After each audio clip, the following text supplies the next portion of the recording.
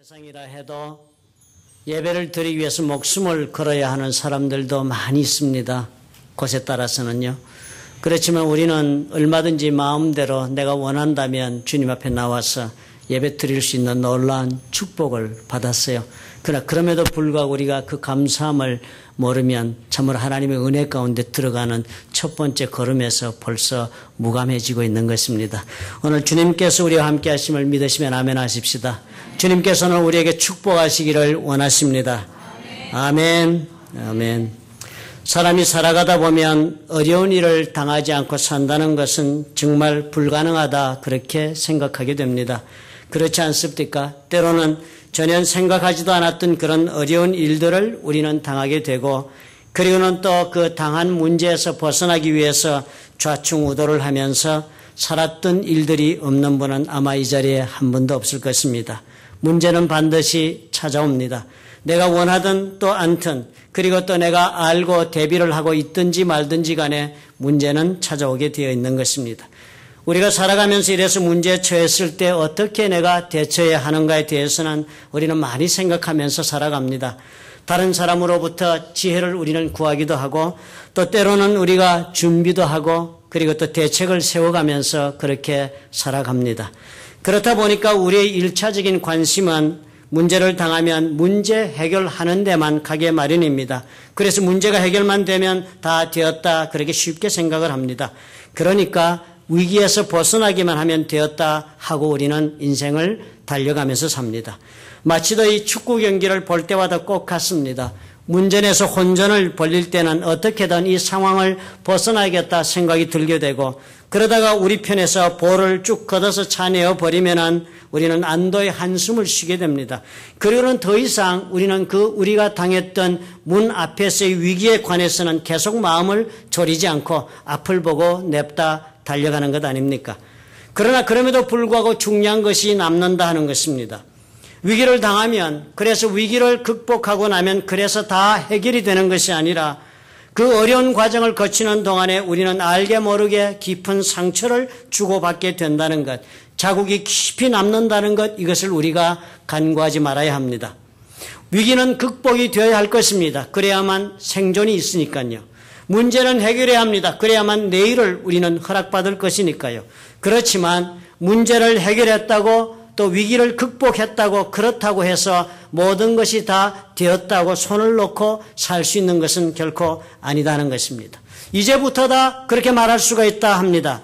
지금부터 위기를 극복한 지금부터 나에게는 내가 심각하게 다루어야 할 내 인생의 문제가 내 앞에 놓여 있다 이렇게 보아야 옳은 것입니다.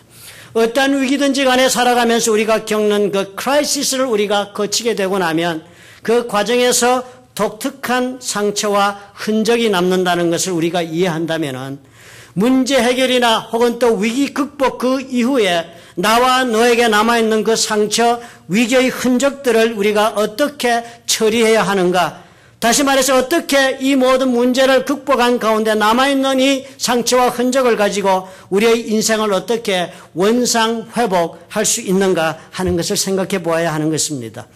어려운 일을 당하고 나서 어떻게 우리는 넘어왔다, 그래서 해결이 되고 그래서 나는 또 이렇게 살아간다, 이런 식으로 우리가 인생을 경영하게 되면 우리가 생존해서 살아갈 수는 있지만 살아가는 삶 속에 많은 상처와 쓴뿌리와 그 아픔의 기억을 안고 살게 되는 것입니다. 그리고 이런 위기에 남은 이 찌꺼기들, 이 모든 아픔의 기억들과 쓴뿌리와 상처들을 그대로 안고 살아가면 이 모든 찌꺼기들이 우리의 삶에 계속해서 구정물을 만들어내는 것입니다. 삶을 혼탁하게 합니다. 온전한 사랑의 삶, 복된 삶, 의미 있는 삶을 내가 아무리 살고 싶어 한다 할지라도 내가 원하는 것도 아닌데도 불구하고 내 손으로 스스로 나의 인생을 찌그러뜨리고 많은 요인이 되는 것입니다. 상처가 많고 쓴뿌리가 많고 두려운 기억이 많으면 내가 관계하는 모든 사람과의 관계에서 문제가 발생합니다. 정상적인 관계를 맺는 것에서 실패하고 또 설령 내가 관계를 맺었다 할지라도 곧 훼손해버리고 말게 됩니다.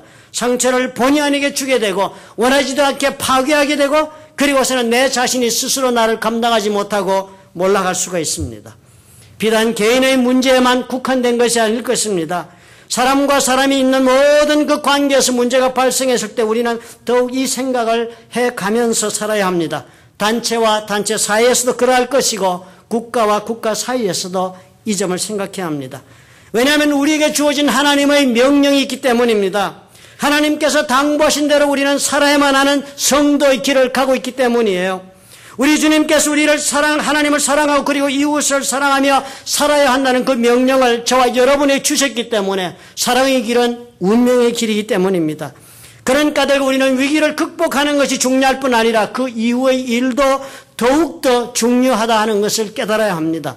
위기만 극복하면 인생을 살 수 있는 것이 아니라 위기의 극복 후 그 다음에 나의 삶의 그 위기를 내가 벗어난 후에 위기에 관계되었던 모든 사람들의 안녕과 행복을 생각하지 않을 수 없는 것이 예수 믿는 사람들의 신앙이 되어야 한다고 성경이 말하고 있기 때문입니다.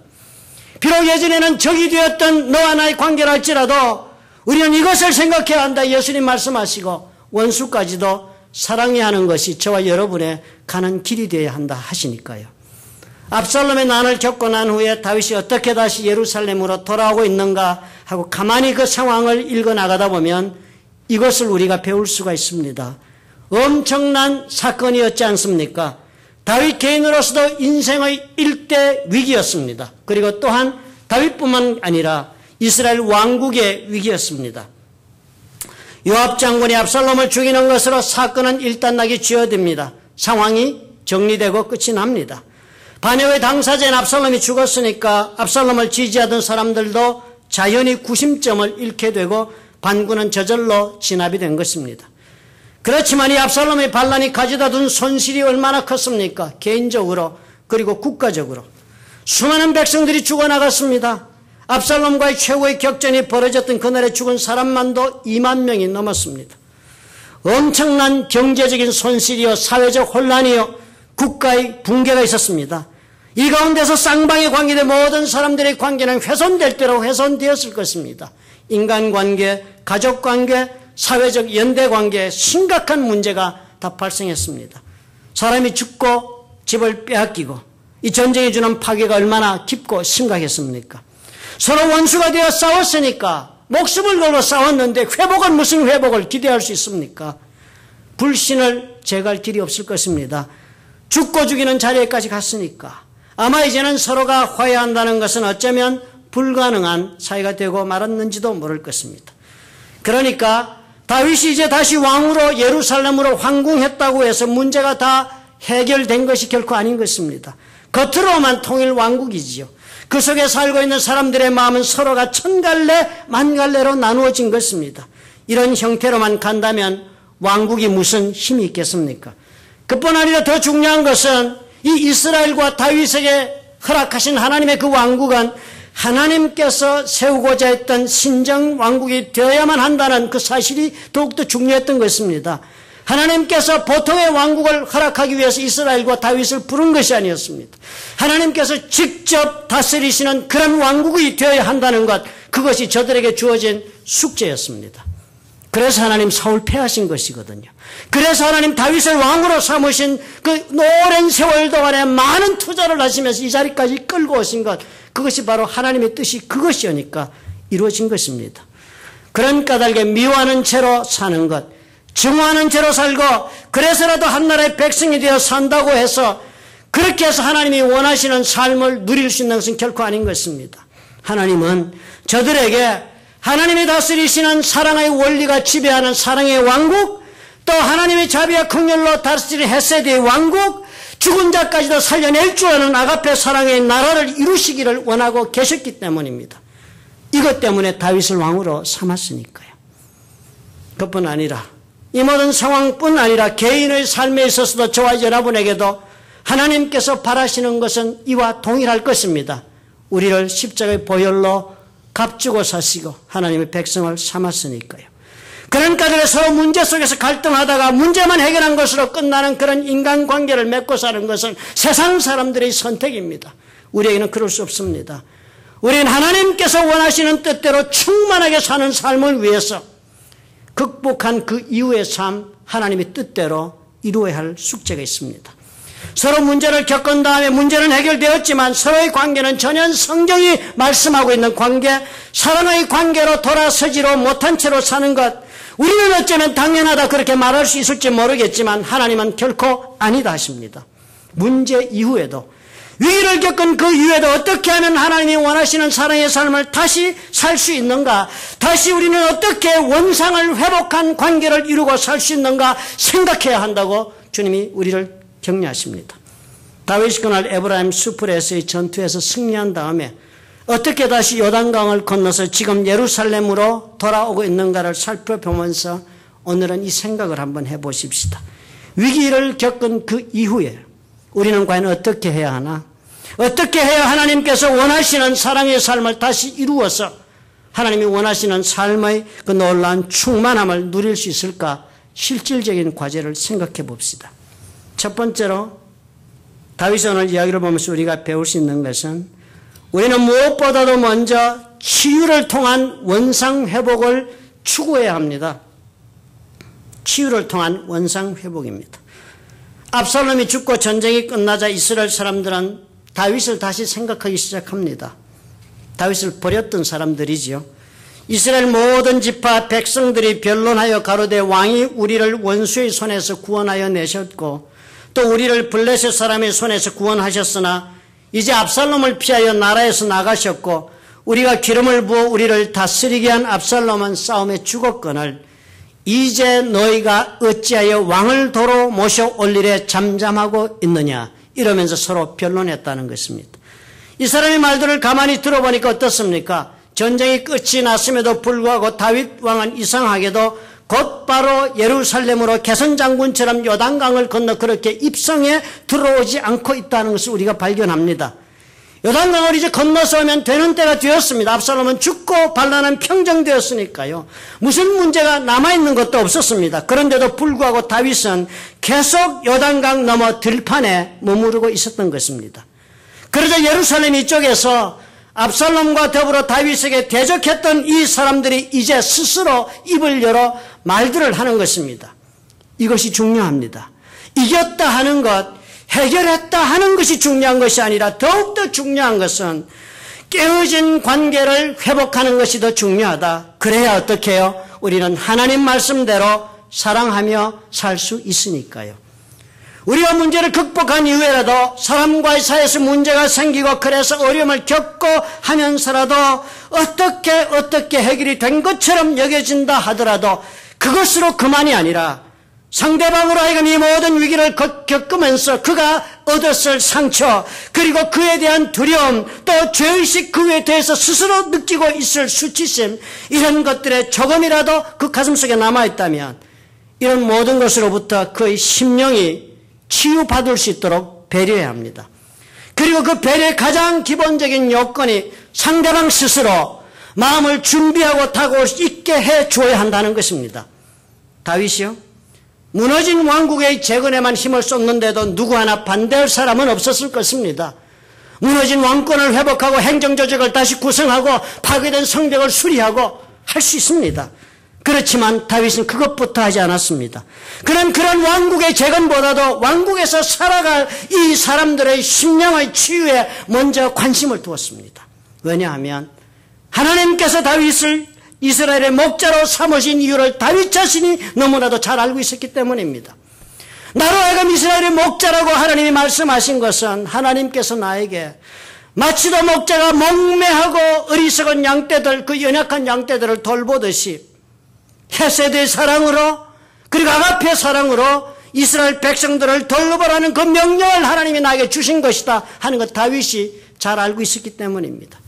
그래서 다윗은 무너진 왕국의 재건보다도 정권의 재정비보다도 제일 먼저 생각한 것이 상처받은 백성들의 마음이었습니다. 백성들 스스로의 잘못으로 상처받았습니다. 그렇지만 비록 자신을 잠시만이라도 버리고 압살롬을 선택했던 우매한 선택의 결과를 그들이 겪는다 할 수 있다 할지라도 이제 위기를 넘기고 보니까 다윗에게는 그랬던 것입니다. 저들조차도 이제는 내가 사랑해 주어야 할 대상으로 보였습니다. 하나님의 백성이기 때문이었습니다. 그래서 정죄와 심판을 안겨야 할 그 대상이라기보다는 차라리 그랬음에도 불구하고 사랑해 주어야 할 의무가 있다 생각하게 된 것입니다. 그래서 다윗 저들 스스로 다윗에게 나오도록 기다린 것입니다. 스스로 한다는 것, 마음속에 자발적으로 먼저 결정하고 한다는 것, 이것이 관계를 치유하는 첫 번째 준비되어야 할 상황이었기 때문입니다. 시간이 지나가니까 아무 말 누가 하지 않았어도 이스라엘 사람들은 깨닫기 시작하지 않았습니까? 과거에 다윗이 어떻게 저들에게 행했는지를 저들은 스스로 기억을 해냅니다. 스스로 다윗에 대한 자신들의 마음을 그런 까닭에 정리하고 다윗에게 다가오는 것입니다. 저들이 서로 변론했다 했습니다. 서로 말로 옳고 그런 것을 다투면서 우리가 정말 왕이 우리를 원수의 손에서 구원해 내신 것을 기억한다 말했습니다. 적들에 둘러싸여서 고통당했을 때 우리를 구원한 자가 과연 다윗이 아니었는가? 블레셋 사람의 손에서 구원해 내신 분이다. 절대 절명의 적, 이길 수 없는 적이 블레셋이었는데 우리가 피할 수 없는 고통 가운데 있을 때 우리를 구해낸 사람도 다윗이 아니었던가? 다윗이 얼마나 우리를 위해 좋은 일을 했던가를 이 사람들은 기억해내기 시작하는 것입니다. 그리고 뭘 합니까? 그런 다윗에게, 우리에게 그렇게 좋은 일을 한 다윗에게 지금 우리는 과연 무엇을 하고 있는가 반문합니다. 그런 다윗에게 우리는 압살롬을 피해 나라에서 나가게 만들었다. 그런 다윗에게 우리는 압살롬에게 기름을 부어 왕을 삼았다. 우리가 한 짓이 도대체 무엇이었단 말인가? 스스로 잘못을 반성합니다. 우리가 이래서는 안 된다. 지금 그런데 우리는 무엇을 하는가? 압살롬은 이미 죽고 없는데 그럼에도 불구하고 아직도 우리는 또 무엇을 하고 있는가? 다윗 왕은 요단강 저편에 지금 계신데 우리가 무엇하고 있는가? 이제 너희가 어찌해서 왕을 도로 모셔오는 일에 잠잠하고 있느냐? 이럴 것이 아니다 하는 것입니다. 잘못한 것은 잘못한 것이고 이제부터라도 고쳐나가자는 마음이 시작된 것입니다. 이제 다시 바로 하자. 그래서 다윗 왕을 모셔오는 일에 우리가 이러고 있을 것이 아니다. 일어서 나가자 했습니다. 모든 이스라엘 사람들이 다 다윗 왕을 모셔오자 했습니다. 언론이 분분한데도 불구하고 정작 다윗 왕의 지파인 유다 지파에서는 스스로 자발적으로 나서지를 못하고 있었습니다. 이유가 있었으니까요. 분명 유다 지파 사람들 압살롬을 지지했으니까요. 압살롬이 반란을 꾀할 때 아무것도 모르고 합류했다고 하지만 나중에는 다윗이 피신을 가고 나니까 상황에 따라서 자기 지파인 압살롬을 지지하게 되었을 것입니다. 유다 지파가 결국은 반란의 핵심이 된 것입니다. 어느 다른 지파보다도 유다 지파는 다윗에 대하여 볼 면목이 없었을 것입니다. 중죄를 지었습니다. 그런 유다 지파 입장을 간파한 다윗이 이렇게 말을 합니다. 다윗 왕이 사독과 아비아달 두 제사장에게 기별하여 가로되 너희는 유다 장로들에게 고하여 이르기를 왕의 말씀이 온 이스라엘이 왕을 궁으로 도로 모셔오자 하는 말이 왕께 들렸거늘 너희는 어찌하여 궁으로 모시는 일에 나중이 되느냐? 왜 이러고 있느냐? 너희는 내 형제요 내 골육이언을 어찌하여 왕을 도로 모셔오는 일에 나중이 되리요 하셨다. 그렇게 말씀을 전해라 라고 다윗이 부탁을 한 것입니다. 다윗은 유다 족속들마저도 스스로 먼저 나올 수 있도록 격려하고 저들의 얼굴을 세이브해 주었습니다. 그리고 길도 또한 열어주었습니다. 서로가 어려운 문제를 겪고 나면 문제를 겪은 그 당사들끼리는 서로 얼굴을 대하면 다툼이 다시 시작되는 경우가 대부분입니다. 자신의 잘못을 솔직히 인정하고 회개하지 못한다고 지적하게 되지요. 안타까워하지요. 우리는. 저러고 있으니까 하나님께서 어쩐다고 우리는 그런 말까지도 쉽게 쏟아냅니다. 쉽게 정죄하고 쉽게 비난하고 쉽게도 상대의 아픈 곳을 찌르는 말을 입 밖에 쏟아내기가 쉽습니다. 이러면서 우리는 그래 옳은 말이라고 자위합니다. 우리는 올바른 말, 정의의 말이라 하나님의 말씀에 비추어봐야 옳은 말을 내가 지금 하고 있다 스스로 자부합니다. 그러나 물론 이렇게 옳다 할지라도 그런 자세로는 결코 관계에 대한 해답을 얻어내지 못합니다. 옳다고 다 적절한 행동이 될 수는 없습니다. 이렇게 하면 어떻게 해요? 서로 미워하고 헤어질 수는 있습니다. 그리고 나는 옳고 너는 잘못이다 입증할 수 있을 것입니다. 그러나 이 땅에 사는 동안에 서로 용서하고 불쌍히 여기는 아가페 사랑으로의 회복은 불가능합니다. restore, 원상복구, 회복은 불가능해집니다. 스스로 나올 수 있도록 길을 열어주어야 합니다.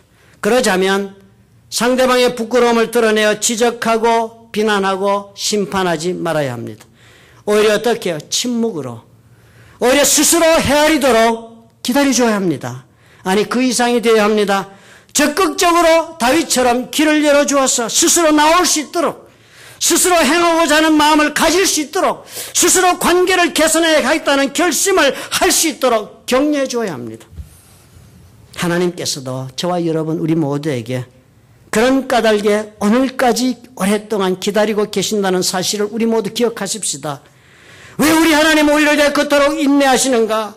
왜 그토록 오늘까지 악인을 두고도 참고 계신가? 성경은 말씀합니다. 디모데전서 1장 16절은 이렇게 말씀해요. 내가 긍휼을 입은 까닭은 예수 그리스도께서 내게 먼저 1절 오래 참으심을 보이사. 먼저 나에게 참으심을 보인 것입니다. 왜요? 후에 나중에 그래서 주를 믿어 영생 얻는 자들에게 본이 되게 하려 하심이라. 나로 하여금 구원받은 자는 정말 저렇게 살아야 되는구나 라는 말 듣게 그렇게 하시려고 나의 행악됨이 있음에도 참고 기다리고 계신 것입니다. 베드로후서 3장 9절은 이렇게 말씀해요. 주의 약속은 어떤 이의 더디다고 생각하는 것 같이 더딘 것이 아니다. 주님 왜 아직도 우리는 말하고 있지만 결코 그렇게 네 생각하는 것처럼 하나님 지금 더디게 하시는 것이 아니다. 오직 너희를 대하여 오래 참으사, 너희를 대하여 오래 참으사 아무도 멸망치 않고 다 회개하기에 이르기를 원하십니다. 스스로 우리가 마음을 돌이키고 하나님 앞에 오도록 하시기 위해서 오늘도 우리 주님이 이 행악한 나를 참고 기다리고 계신다는 것입니다. 하물며 그렇다면 나는 어떻게 해야 할까요? 나를 대해 행악한 사람들을 대해 나는 어떻게 해야 할까 생각해야 할 것입니다. 미국의 남북전쟁 얼마나 치열했습니까? 죽은 병사들의 숫자가 남북을 다 합치면 62만 명을 훨씬 넘어간답니다. 미국의 독립전쟁에 죽은 숫자가 약 5만 명이죠. 62만 명 혹은 또 셀 수 없다 합니다. 한 70만이 될지도 모른다. 그러니까 월남전보다도 많고 또 가장 많이 죽은 한국전에서도 많이 죽었잖아요. 수십만 명. 그보다 훨씬 많은 엄청난 국가적인 비극을 겪었습니다. 1863년에 게티스버그에서 치열한 전투가 있게 되고 이 전투를 기점으로 북군이 이기고 그래서 우세를 잡고 결국은 3년 뒤에 항복을 받아내고 남북전쟁이 끝이 났습니다. 막상 이 전쟁이 끝나가니까요. 정작 이제 어떻게 전후 복구 사업을 하느냐, 어떻게 우리나라를 다시 재건하느냐, 리컨스트럭트를 하느냐 하는 과제가 대두되었습니다. 남북전쟁으로 이제 나라가 다시 태어나는 것이나 다름없는 상황이 되었습니다. 북쪽에서는 그러니까 이제 남쪽을 앞으로 어떻게 우리가 핸들해 나가야 할까 이 생각부터 하기 시작을 한 것입니다. 먼저 북쪽의 의회, 컨그레스는 그랬습니다. 이 문제의 모든 발단이 남쪽에 있으니까 책임을 지우려고 생각했습니다. 남쪽의 모든 정치 체제에 대한 전면적인 재구성을 해야 한다. 완전한 재편성, 사회를 바꾸겠다 생각했습니다. 북쪽과의 연합, 유년의 남쪽이 다시 합류하고 싶다면 길고도 과학한 과정을 저들이 거쳐가야 한다고 요구하기 시작했습니다. 재건 사업을 한다고 생각하니까요. 재발을 막고 손해를 배상해야 한다 생각했습니다. 그래서 북쪽의 유니언은 남쪽의 강력한 리퍼블리칸 파티, 공화당이 세워지기 원했습니다. 그리고는 모든 이전의 남쪽의 정치 세력도 다 무력화시키고 정치가들도 정치 바닥에서 완전히 퇴출시켜야 한다고 주장하고 남쪽의 땅도 이제는 다 빼앗아서 재분배하고 노예들에게 시민으로서의 권리를 줘야 한다. 그렇게 주장했습니다. 그렇지만요. 그 당시 북군의 당시 대통령이었던 링컨은 전혀 다른 생각을 가지고 있었다 합니다. 링컨 대통령은 역사가들이 적은 그 내용을 보면 전후 국가의 재건, 리컨스트럭션보다는 전후에 나라의 치유, 힐링을 통한 리스토레이션, 원상 복구를 먼저 생각했다고 합니다.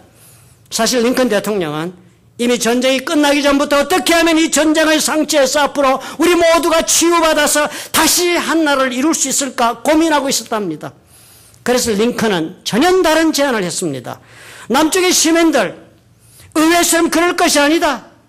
10%만이라도 북쪽과 연합하기를 원한다면 전부를 받아들이자. 그리고 아무 조건도 없다. 단 한 가지.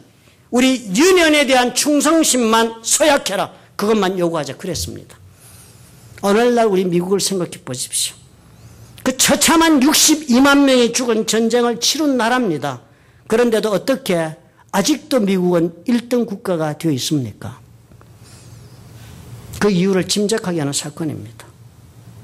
이것이 바로 우리 하나님께서도 우리에게 요구하시는 단 한 가지 조건이 아니었습니까? 저와 여러분에게. 하나님에 대한 너의 단 한 가지 마음, 그것 이상 요구하지 않으신 그 까닭은 우리가 스스로 결단하고 하나님 앞으로 나와서 새로운 출발을 하시기를 원하셨기 때문입니다. 그리고 그런 스스로 자발적인 마음이 있을 때만 온전한 치유가 우리의 영혼 속에 일어나서 하나님과의 새로운 관계를 형성하고 주님 원하시는 길을 걸어갈 수가 있기 때문인 것입니다. 두 번째로 우리는 한 가지 더 배울 수가 있습니다. 상대를 복권시켜야 한다 하는 것입니다. 완전한 사면을 줄 뿐만 아니라 복권시켜야 합니다. 복권이란 것은 상대방에게 누려야 할 지위를 회복시켜주고 권리를 되돌려주는 것입니다. 지위를 박탈하지 말고 권리를 빼앗지 말아야 합니다. 다윗 그렇게 유다 지파의 자발적인 움직임을 독려하면서 한 가지를 더 붙입니다. 아마사의 이야기입니다. 너희는 또 아마사에 이르기를, 아마사의 개인적인 전달을 이렇게 합니다. 너는 내 권력이 아니냐? 네가 요압을 대신하여 항상 내 앞에서 군장이 되지 아니하면 하나님이 네게 벌 위에 벌을 내리시기를 바라노라 하셨다. 이렇게 전하라 그랬습니다. 아마사가 누구였습니까? 이 사람 압살롬이 반역했을 때 군대 장관한 사람입니다. 압살롬이 아마사로 요압을 대신하여 군장을 삼으니라 사무엘 17장 25절에 기록되어 있습니다. 그리고 그 이후에 아마사는 그랬으니까 에브라임 전투에서 직접 다윗의 군대를 대적하여 싸운 반란군의 총사령관이었습니다. 아마사. 반란군의 총수요, 이제는 패전의 장수였습니다. 마땅히 책임을 져야 할 사람입니다. 그렇지만 다윗은 그런 아마사를 면책했을 뿐만 아니라 처벌부터 하지 않았을 뿐만 아니라 그를 복권시키고 있는 모습을 봅니다. 온 유다 지파에게 다윗 왕이 메시지를 주는 것이에요. 이번 반란에 대하여 전혀 어느 누구도 처벌하고자 하는 의사가 없다. 다윗이 메시지를 보낸 것입니다. 책임을 묻고 책임자를 처형하고 그래서 다시는 이런 일이 없도록 하는 그런 왕이 아니다. 그런 국가가 아니다. 새로운 모습을 보여준 것입니다. 지나간 일에 대한 잘못도 시비도 가리지 않고 그냥 무조건 덮겠다 하는 전가를 보냈습니다. 왕국의 재건이 아니라 원상의 회복을 원했기 때문입니다. 그뿐 아니라 이렇게 유다 지파가 압살롬을 따라 반란을 일으킨 것에 대해서조차도 그 이유가 있었을 것으로 수긍을 해주고 넘어갑니다. 사정이 있었을 것이다. 죄를 지을 수밖에 없었을 것이다. 그렇게 길을 열어줍니다. Save their faces. 얼굴을 살려줍니다. 이해해주는 다윗의 마음을 보여주는 그 행동이 바로 아마사 그 죄의 원흉을 왕국의 군대 장관으로 삼는 것으로 확인해 준 것입니다. 쉽게 해 주었습니다. 어떤 조건도 달지 않았고 어떤 명령도 없었습니다. 심판을 면제하고 사면하고 그리고 그 위에 더해서 복권시켰습니다. 십자가의 길이 그것이 아니었습니까? 우리에게 우리 주님 무엇 요구하세요? 쉽게 해주십니다. 십자가만 믿으라. 링컨 대통령의 남쪽에 대한 이 플랜에 대해서 물론 의회는 강력하게 반대를 했습니다. 그렇지만 링컨은 거기에서 멈추지 않았습니다. 링컨은 남쪽 주의 시민들이 유년에 대해 충성을 약속하고 전시법하고 노예에 관한 조항만 준수하면 족하다. 그랬을 뿐만 아니라 발표를 했습니다. 남쪽의 모든 시민들에게 이 전쟁에 관계된 모든 사건에서 엠네스티, 사면령을 내리겠다고 선포했습니다. 링컨의 이 계획이 의회를 통과하기 전에 불행하게도 링컨은 괴한의 총에 암살당하고 맙니다. 아마 죽지 않았더라면 완결을 지었겠죠. 그런데요. 그 당시 부통령을 했던 앤드루 잭슨이 링컨을 이어서 대통령에 들어옵니다. 그런 참으로 다행스럽게도 잭슨 대통령은 정확하게도 링컨의 계획을 실천에 옮겨버립니다. 남쪽의 토지 문제에 대해 어떤 조건도 달지 않는 영을 발표합니다. 땅을 돌려주었습니다. 그냥 흑인들에게는 권리를 부여하고 이전에 남쪽 정치인들의 즉각 자신들의 자리로 돌아갈 수 있는 길도 활짝 열어주고 정치할 수 있도록 길을 열었습니다. 완전한 사면에 대해서 완전한 복권 조치까지 했습니다. 의회는 이런 잭슨 대통령의 조치에 대해서 당연히 강하게 분노했습니다. 양자 간의 문제를 바라보는 시각과 그 견해의 차이가 있었기 때문입니다. 의회는 국가의 재건을 원했습니다. Reconstruction, 다시 국가를 이루고 강력한 국가가 되는 것을 원했습니다. 그러나 링컨 대통령, 잭슨 대통령, 이 두 사람은 치유를 통한 원상회복이 최선의 길이라 그들은 생각하고 선택했던 것입니다. 오늘날의 미국, 물론 내부적 갈등도 많습니다. 이제는 정말 이빨 빠진 호랑이라는 조소도 듣는 적도 더러 있습니다. 문제도 많아 보입니다. 그렇지만 다시 한번 돌아보면 아직까지도 이 지구상에는 미국만한 나라가 없습니다. 미국은 아직도 하나님을 선교사를 가장 많이 파송하는 나라고 아직도 하나님을 주장하는 나라라 유럽 사람들이 이상한 사람들이라 말하는 그런 나라고 아직도 하나가 되어 있다는 사실 우리가 어떻게 이루어졌는지 주목할 필요가 있습니다. 그 반면에 우리나라 어땠습니까? 6.25를 거치면서 사랑하는 우리나라, 우리 조선, 우리 대한민국 과연 남북 간에 얼마나 치유를 통한 회복을 생각해 보았는지 의심스럽습니다. 군대가 올라가고 내려오고 반복하며 숱한 백성들을 죽고 죽이고 반복했습니다. 동족인데 전쟁이 끝나고도 사면도 복권도 어렵게 살아왔습니다. 무엇을 얻었습니까? 없습니다. 우리의 개인의 삶도 예외가 아닐 것입니다. 완전한 사면 하나님께서 당부하시는 말씀이 아닙니까? 조건 없이 용서해 주라고. 그러시면서 예수님 얼마나 많이 말씀하셨습니까? 성경이 우리에게 분명히 말씀하세요. 비판하지 말라. 그리하면 너희가 비판을 받지 않을 것이요. 정죄하지 말라. 그리하면 너희가 정죄를 받지 않을 것이요. 용서하라. 그리하면 너희가 용서를 받을 것이다. 예수께서 가늠한 여자가 붙잡혀서 돌에 맞아 죽게 되었을 때 그 자리 구해내시고 나서 예수님께서 뭐라고 그러셨습니까?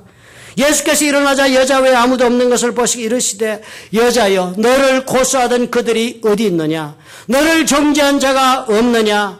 여자가 대답을 합니다. 주여 없나이다. 그래 예수께서 말씀하시기를 나도 너를 정죄하지 않느노니 가서 다시는 죄를 범하지 말라. 나도 너를 정죄하지 아니하노니. 그러니까 로마서 8장 1절은 저와 여러분이 이렇게 말씀하세요. 이제 그리스도 예수 안에 있는 자에게는 결코 정죄함이 없다. 우리가 이런 대접을 받았다면 또한 우리가 어떻게 대접해야 하겠습니까? 하나님께서 이렇게 말씀하신다면 우리도 그래야지요. 하나님께서 나도 정죄하지 않으시는데 내가 누구를 정죄한다는 것은 다른 것이 아닙니다. 나는 하나님의 사랑의 법을 따라 사는 것을 거부합니다. 라는 것 이상 아무 다른 표현이 아닌 것입니다. 복권시켜 주십시오. 세 번째로 이런 모든 위기를 벗어난 후에 정말 우리는 꿈이 필요하다 하는 것입니다. 꿈이 필요합니다. 다시 회복되고 다시 치유되고 관계가 회복된다 할지라도 우리가 한 가지를 잊어버리고 살면 지나치게 순진하게 인생을 경영하는 분이십니다. 문제가 있었다면 어떻게 해요? 반드시 원인이 있었다는 것을 잊지 마십시다. 다시 치유되고 다시 회복된 것만으로 충분하지 않습니다. 다시는 문제나 위기를 반복하지 않아야 될 것입니다. 겪고 싶은 일들이 아니니까요. 그렇다면 앞으로 내가 지금부터 살아갈 이 삶에서 이제까지의 삶에서 하던 것과는 다른 것이 있어야 달라질 것입니다. 그것을 우리는 꿈이라 부를 수 있습니다. 너무 거창하게 생각할 것이 없습니다. 꿈이나 비전이나 단어가 클 뿐. 앞으로는 이렇게 한번 다르게 살아보자 하는 것이 우리의 꿈이 되는 것입니다. 새로운 제안이 필요한 것입니다. 이제껏 살아온 그 모습과 그 방법대로 그 원리대로 살아가면서 새로운 일이 일어나기를 기대한다면 정말 이상하지 않습니까? 지금 내가 새롭게 하는 일은 하나도 없이 예전과 똑같이 행하면서 앞으로 새로운 일이 일어날 것이다 기대한다면 그 사람은 순진한 바보 이상 아무것도 아닙니다. 아무 새로운 일에 대한 꿈도 없이 이제는 예전 같은 문제가 없이 잘 살 것이다 기대한 건 그것은 환상일 따름이지요. 실질적인 일이 되지 못합니다. 다윗 아마사를 군대 장관으로 임명하면서 의미심장한 말을 합니다. 아마사가 이렇게 말씀을 해요. 너는 내 골육이 아니냐? 네가 요압을 대신하여 항상 내 앞에서 군장이 되지 아니하면 하나님이 내게 벌 위에 벌을 내리시기를 바란다. 이 말을 듣고요. 그 다음 기록을 보니까 모든 유다 사람들, 이 말을 듣고 유다 사람들이 마음을 일제히 돌리게 했다는 것입니다. 이 말을 듣고. 다윗이 이 말이 모든 유다 사람들의 마음을 일제히 돌아서게 했다는 것, 이것이 너무나도 중요한 표현입니다. 그것이 문제였기 때문에 반란이 일어났기 때문입니다. 다윗이 백성들의 마음을 헤아리면서 오늘까지 살아오지 못했기 때문이었습니다. 그래서 그런 다윗의 허약한 점을 압살롬이 꿰뚫고 들어와서 반역을 도모할 수 있었던 것입니다. 기억하십니까? 압살롬 반역을 준비하는 4년 동안에 새벽마다 일어나서 압살롬 뭐 했습니까? 성문에 나가서 다윗을 찾아 많은 사람들을 일일이 만나면서 뭐 했습니까? 압살롬 그 사람들의 마음을 자기에게 돌리는 일, 도적질하는 일을 했습니다. 저들의 고통을 자기가 이해하는 것처럼 해서 받았습니다. 저들의 아픔을 들어줄 수 있는 것처럼 말해서 받았습니다. 수고하고 무거운 짐을 헤아려 줄 수 있는 것처럼 하면서 압살롬은 저들의 마음을 도적질했습니다. 다윗이 이것을 새롭게 제시한 것입니다. 이것이 앞으로 온 이스라엘과 유다 백성들은 새로운 약속으로 들렸을 것입니다. 그리고 앞으로는 우리는 다윗 왕과 함께 마음을 나누면서 새로운 왕국을 이루고 살 수 있겠다. 저들이 새로운 꿈을 품을 수 있게 했던 것입니다. 이것이 치유를 통해서 회복을 이룬 다음에 계속적으로 새로운 관계 속에서 함께 살아나갈 수 있도록 해주는 힘이 되었습니다. 링컨 대통령 게티스버그에서 격전이 있고 나서 사람 많이 죽었으니까 수만 명이 그날 죽지 않았습니까? 이곳에서 몇 달 뒤 게티스버그 전쟁이 7월 달인 거 있었죠. 그리고 11월 달 이제 승세가 굳어졌으니까 11월 달에 게티스버그에 전사한 사람들을 기념하고 그리고 그 땅을 성지화하고자 했습니다. 그래서 게티스버그의 Soldiers National Cemetery 국립묘지를 세우기를 결정을 합니다. 1863년 남북전이 끝나기 2년 전입니다. 이곳을 방문해서 링컨이 연설을 했습니다. 우리가 잘 알지요. 불과 몇 분의 짧은 연설, 미국에서 가장 유명한 연설 중에 하나가 됩니다. 게티스버그 스피치입니다. 어드레스라고 그러죠. 가장 유명한 연설문 중에 하나로 게티스버그 연설을 하는데 그것이 한국 영어 교과서에도 그 전문이 나오지요. 그런데 그 연설문 중에서 이렇게 말씀하는 구절이 나옵니다. 오늘 이 자리에서 전사한 사람들에게 이 땅을 헌납하는 것이 옳은 일이고 적절한 일이라고 링컨이 그렇게 설명을 하면서 이렇게 말씀을 합니다. 이렇게 했습니다. 그러나 큰 의미로 보면 우리는 이 땅을 헌납할 수도 성지화할 수도 거룩하게 할 수도 없습니다. 오늘 살아있거나 혹은 죽은 용감한 사람들, 여기에서 싸운 사람들이 우리 이 보잘것없는 힘으로 이렇게 보태고 빼고 하는 것을 넘어서서 이 땅을 이미 그들이 거룩하게 했습니다. 우리가 바친다고 거룩해지는 것도 아니다. 이미 여기서 목숨 바치고 싸운 사람들이 거룩하게 만들었다. 세상은 오늘 우리가 여기에서 한 말에 대해 주목이나 혹은 또 기억조차 오래 하지 않을 것입니다. 그러나 저들이 이곳에서 한 일은 세상이 결코 세상에서 잊혀지지 않을 것입니다. 그러면서 링컨이 이렇게 중요한 말을 했습니다. 여기에서 거룩한 걸음을 내디디며 싸운 사람들이 다 이루지 못한 일들을 위해서 이 사람 죽었지만요. 목표를 세워놓고 남북전쟁 때문에 죽었지만 이 사람 다 이루지 못한 일들이 있어서 그것을 위해서 바쳐져야 하는 것은 이 땅이 아니라 우리들 지금 살아있는 우리들이 바쳐져야 한다. 남아있는 더 위대한 일을 위해서 바쳐져야 하는 것은 이 자리에 있는 우리가 해야 할 일이다. 그러니까 링컨 대통령의 연설 내용은 그런 것입니다. 전쟁에 죽은 사람들 위해서 이 땅을 거룩하게 바치고 할 것이 아니라 이 사람들 죽음으로 이미 자신을 거룩하게 바친 사람들이 남겨놓은 일이 우리 앞에 남아있다. 그러므로 이제는 이 자리에는 우리가 우리의 남은 삶을 이 거룩한 미완성의 일을 위해서 앞으로 우리 모두를 데디케이트 헌납하자. 그렇게 제안을 한 것입니다. 그러면서 링컨이 그 유명한 연설의 말로 끝을 맺습니다. That government, 그렇게 만든 정부. That government of the people, by the people, for the people, shall not perish from the earth. 꿈을 주었어요. 새 목표를 제시했습니다. 이 마지막 말로 전쟁으로 찢겨간 나라와 사람들의 심령에 새로운 이정표를 던져 제시한 것입니다. 그리고 그 목표를 향해서 남북이 함께 걸어가자고, 그 그렇게 제안함으로써 전쟁 후 저들이 다시 새로운 꿈을 바라보며 걸어갈 수 있도록 한 것입니다. 싸워서 이기고 승리한 것으로 행복해지지 않습니다. 그보다는 어떻게 해요? 위기를 극복하고 난 후, 그런 후에도 치유를 통해서 회복하여 재건하는 대신에 원상복귀, restoration을 이룰 수 있을 때, 그때 우리는 잃었던 행복을 다시 찾을 수가 있기 때문입니다. 그러기 위해서라면 오늘 다윗이 말씀해요. 스스로 오게 하라. 온전한 사면을 통해 복권해 주라. 그리고 어떻게? 꿈을 주라. 다시 일어서는 것 이상이 저와 여러분에게는 더 필요합니다. 우리의 삶 무너진 것을 재건하는 것 이상이 저와 여러분이 필요합니다. Reconstruction 이상이 필요합니다. 우리에게 깨어져 나간 것이 있다면 내 삶 속에서 깨어져 나간 모든 것이 다시 restoration, 다시 원상 복귀가 될 수 있다면 그것이 우리 하나님께서 우리가 그토록 소망하는 사랑의 관계를 허락하시며 우리의 삶을 행복하게 세워주실 것입니다. 믿으시면 아멘 하십시다. 믿으시는 줄 압니다.